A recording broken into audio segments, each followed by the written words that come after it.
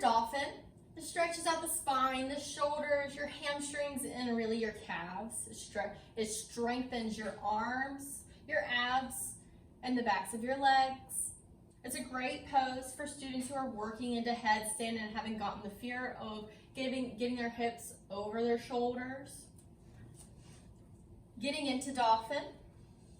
We can start in tabletop, coming down onto all fours, placing your hands directly beneath your shoulders and your knees directly beneath your hips.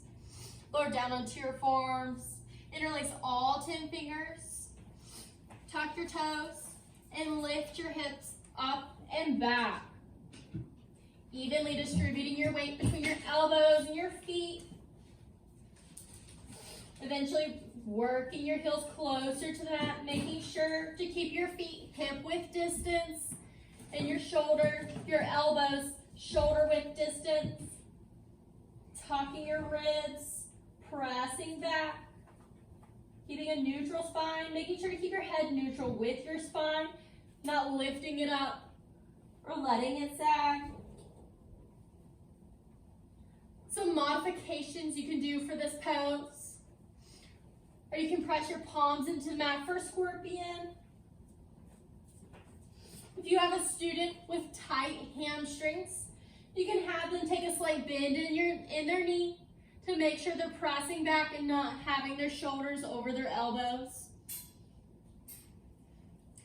For students who feel like their head is heavy, you can have them place a block underneath their head to help support their head in a neutral position.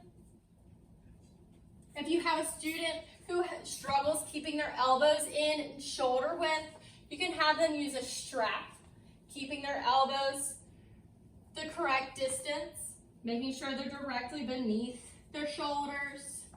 Tuck their toes, lift their hips up and back.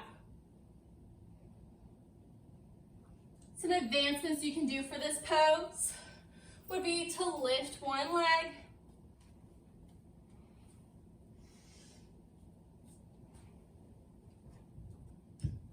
making sure to keep their hips square to the mat.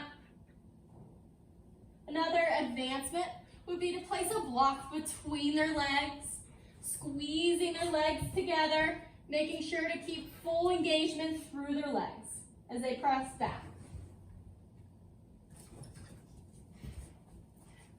Dolphin.